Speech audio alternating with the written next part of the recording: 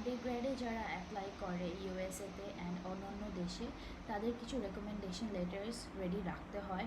Specifically ইউএসএতে কিন্তু recommendation লেটারগুলো খুবই mandatory. So যদি তুমি রেকমেন্ডেশন লেটারগুলো তোমার টিচার্সের থেকে আগে থেকে নিয়ে রাখো, তাহলে কিন্তু তুমি যে ইউনিভার্সিটিতেই অ্যাপ্লাই করো না কেন, যে দেশেই অ্যাপ্লাই করো না কেন, তোমার কিন্তু রেকমেন্ডেশন লেটার নিয়ে কোনো ইস্যু হবে না। শুরুতেই তোমার কোর রিকোয়ারমেন্ট কয়টা লেটার্স এবং কি কি, এটা একটু আমরা দেখে নিই। ইউএস ইউনিভার্সিটিগুলো টিপিক্যালি 3টা রেকমেন্ডেশন লেটার চায়। এটার স্ট্যান্ডার্ড ব্রেকডাউন দিলে আমি বলবো, ফার্স্ট লেটারটা হচ্ছে তোমার স্কুল কাউন্সিলরের থেকে আসবে, who will provide a holistic view of you as a student. বা তোমার বাকি 2টা লেটার আসবে তোমার 2টা টিচার্সের থেকে, who will offer insight into your academic performance and character. Ideally তোমার একটা টিচারের লেটার হবে সায়েন্স অর স্টেম টিচারের থেকে, আরেকটা টিচারের লেটার হবে হিউম্যানিটিস অর ইংলিশ টিচারের থেকে। এখন একটা কমন প্রবলেম দেখা যায়, যেটা হচ্ছে আমার স্কুলে কোনো স্কুল কাউন্সিলর নাই। এটার জন্য আমি বলবো যে there are many universities outside the US যাদের এরকম ডেডিকেটেড কলেজ কাউন্সিলর থাকে না, অ্যান্ড অ্যাডমিশন অফিসার্সরা এটা ভালোভাবেই জানে। সো এটা নিয়ে ওয়ারি করার কিছু নাই। এখন তুমি তাহলে কি করবা? তুমি একটা টিচার বা প্রিন্সিপাল অথবা স্কুলের হেডকে তোমার কাউন্সিলর বানাবা, and he will write your recommendation letter. এই পার্সন কিন্তু কাউন্সিলরের ডিউটি ফুলফিল করবে, তোমার স্কুল রিপোর্টও সাবমিট করবে along with your recommendation letter through the application system. এখন তাহলে সাবমিশন প্রসেসটা কি থাকে রেকমেন্ডেশন লেটার সাবমিটের through the common app? Letters are submitted directly by the recommenders. এটা কিভাবে তাহলে কাজ করে একটু আমরা শুনি। তুমি স্টুডেন্ট যখন হচ্ছে তোমার টিচারকে ইনভাইট করবা বা তোমার কাউন্সিলরকে ইনভাইট করবা তোমার কমন অ্যাপ পোর্টাল দিয়ে, তখন তারা একটা ইমেইলের লিঙ্ক পাবে তাদের কমন অ্যাপ অ্যাকাউন্ট ক্রিয়েট করার জন্য। এখানে কিন্তু তাদের যে কমন অ্যাপ অ্যাকাউন্টটা ক্রিয়েট হবে এটা কিন্তু রেকমেন্ডার অ্যাকাউন্ট হবে।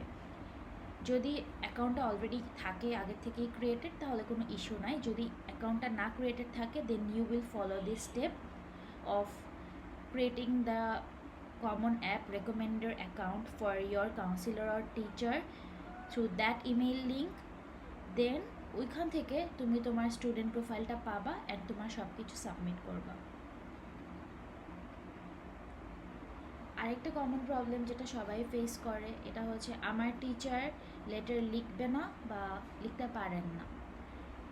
সো কিছু টিচাররা হচ্ছে একটু বিজি হয় অথবা they are unfamiliar with the US format, এই জন্য তারা হেজিটেন্ট হয় লেটার লিখতে।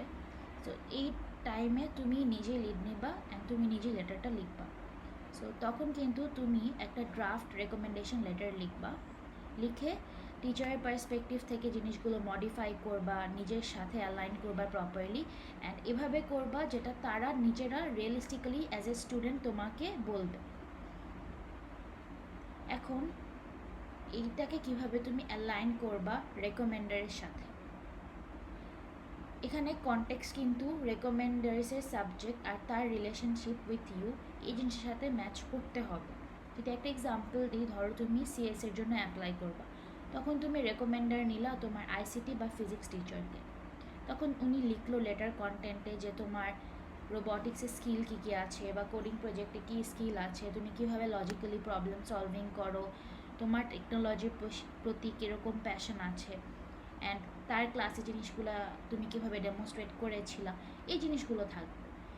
আরেকটা এক্সাম্পল যদি দেই, ধরো তুমি ডিবেট স্কিল হাইলাইট করতে চাও নিজের, তোমার ইংলিশ টিচার তখন তার লেটারে তোমার communication skills, argument skills, and তুমি কীভাবে স্কুলকে ডিবেট কম্পিটিশনে প্রেজেন্ট করেছিলা, এইসব জিনিস কিন্তু মেনশন করো। এভাবে করে সাবজেক্টের সাথে তোমার টিচারের তোমার সাথে রিলেশন অ্যান্ড তোমার অ্যাজ এ স্টুডেন্ট ওই একটা টপিক নিয়ে কীরকম এক্সপিরিয়েন্স আছে এই জিনিসগুলো কিন্তু শেয়ার করবে। সো তোমার রেকমেন্ডের জিনিসটা লিখুক বা তুমি লেখো, জিনিসটার পার্সপেক্টিভটা কিন্তু ম্যাচ হতে হবে। এখন আমরা সাপ্লিমেন্টাল রেকমেন্ডেশন লেটার যদি কেউ সাবমিট করতে চাও সেইটা কিভাবে করবা অ্যান্ড কাদের থেকে করতে পারো এটা নিয়ে একটু আইডিয়া করি। সো যদি তুমি ক্লাসরুমের বিয়ন্ডে কারো থেকে রেকমেন্ডেশন লেটার নিতে চাও, which are of course the optional letters, তুমি চাইলে সেটা করতে পারো। সো এই লেটারগুলো কারা লিখতে পারবে? ধরো একটা মেন্টর যে তোমাকে একটা ক্লাব বা ইন্টার্নশিপ বা প্রজেক্ট থেকে চিনে, একটা স্পোর্টসের কোচ যে তোমাকে অনেক ক্লোজলি খেলতে দেখেছে, একটা employer who knows you from a part time job maybe, বা তোমার কোনো ক্লোজ একটা ফ্রেন্ড। এখন এখানে কিন্তু তুমি অ্যাডমিশন অফিসারকে তোমার একটা ডিফারেন্ট পার্সপেক্টিভ শো করবা। সো যদি তোমার মনে হয় এমন একটা পার্সপেক্টিভ আছে যেটা তোমার টিচারের পার্সপেক্টিভ থেকে মেনশন হয় নাই, তুমি ওই পার্সপেক্টিভটা অ্যাডমিশন অফিসারকে জানাতে চাও, then you can go for such optional recommendation letters. এখানে একটা ইম্পর্টেন্ট নোটিস তোমার করতে হবে, সেটা হচ্ছে তুমি প্রত্যেকটা ইউনিভার্সিটির পলিসি চেক করবা। কিছু ইউনিভার্সিটি কিন্তু 3টা বা অনেকে 2টা লেটারের বেশি লেটার অ্যাকসেপ্ট করে না, but it is always wise to have these letters ready in case a university offers a option for additional recommenders. এখানে রুল অফ থাম্ব হচ্ছে শুধুমাত্র তখনই একটা সাপ্লিমেন্টাল লেটার অ্যাড করবা যদি এটা একটা নিউ অ্যান্ড ভ্যালুয়েবল অ্যাডিশন হয় তোমার অ্যাপ্লিকেশনের জন্য।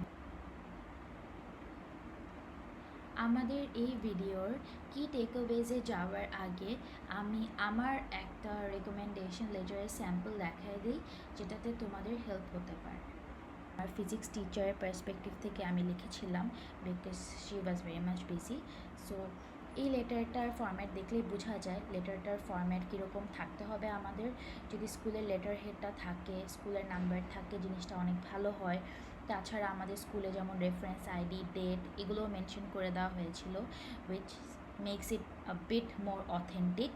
তাছাড়া আমার টিচার, তার পজিশন অ্যান্ড আমাদের স্কুলের নাম সব কিছুই কিন্তু লেটারে মেনশন ছিল। Additionally I took her signature in my letter. এটা কিন্তু ম্যান্ডেটরি না, বাট আমি নিয়েছিলাম so that it seems very much authentic. এখন আমি লেটারটা যদি লিখেছি যেভাবে, এটা নিয়ে কথা বলি। আমার কিন্তু লেটারে কীভাবে how my teacher came across me as a good student এই জিনিসটা হচ্ছে মেনশন করেছি। আমার আর তার ইন্টারাকশন কীভাবে হয়েছিল শুরু থেকে থ্রু হার কোর্স, এই জিনিসটা মেনশন করেছি। Then how she liked what I did, কীভাবে তার ক্লাসেও জিনিসটা লিঙ্কড ছিল এই জিনিসটা আমি মেনশন করেছি। তাছাড়া এখন আমি কি কাজ করছি এইগুলো নিয়েও একটু আপডেট দিয়ে লেটারটা লাস্টলি কনক্লুড করেছি with how I am as a person, আমার ক্যারেক্টার নিয়ে কথাবার্তা বলে। সো তোমার লেটারটাও এরকমই হবে। যদি তোমার কোনো নেগেটিভ কিছু থাকে you can also mention that in your recommendation letter.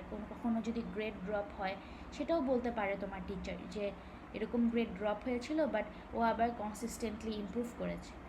So এভাবে করে রেকমেন্ডেশন লেটারের ফরম্যাটটা হয়, অ্যান্ড এভাবে করে যদি তুমি জিনিসটা ঠিক করে লিখতে পারো তোমার জন্য অনেক ভালো হবে। অ্যান্ড এখন আমরা ভিডিও থেকে কিছু কি টেক অ্যাওয়ে নেব। সো আই উড সে আগে থেকে যদি রেকমেন্ডেশন লেটার নেওয়া শুরু করো, যদি অ্যাটলিস্ট 1-2 মাস আগে থেকে শুরু করো, যদি তোমার টিচারই নিজে তোমার রেকমেন্ডেশন লেটার লেখে তখন কিন্তু তোমার জন্য প্রসেসটা অনেকটা স্মুথ হয়ে যাবে। তুমি স্ট্র্যাটেজিক্যালি চুজ করবা, ওই টিচারগুলোকে পিক করবা যারা তোমাকে ভালোভাবে চিনে অ্যান্ড তোমার স্ট্রেংথ নিয়ে কথা বলতে পারবেন। তোমার ব্র্যাকশিট যদি প্রিপেয়ার করতে হয় সেটা আগে থেকে প্রিপেয়ার করবা, টিচারদেরকে ডকুমেন্ট আগে থেকে দিয়ে দিবা তোমার ড্রাফট লেটারের কি অ্যাচিভমেন্টের and reminder to some specific projects you might be involved in. তাহলে কিন্তু তোমার টিচার যদি রেকমেন্ডেশন লেটার লিখে থাকে সেগুলো মেনশন করবেন। অ্যান্ড একটা কমন অ্যাপ অ্যাকাউন্টের কনফার্মেশন রাখাটা কিন্তু খুবই ইম্পর্টেন্ট। তোমার টিচারের কি কমন অ্যাপ অ্যাকাউন্ট আছে কি না, বা মাল্টিপল কমন অ্যাপ অ্যাকাউন্ট আগে কোনো স্টুডেন্ট ক্রিয়েট করেছে কি না, এই জিনিসগুলো খেয়াল রাখতে হবে।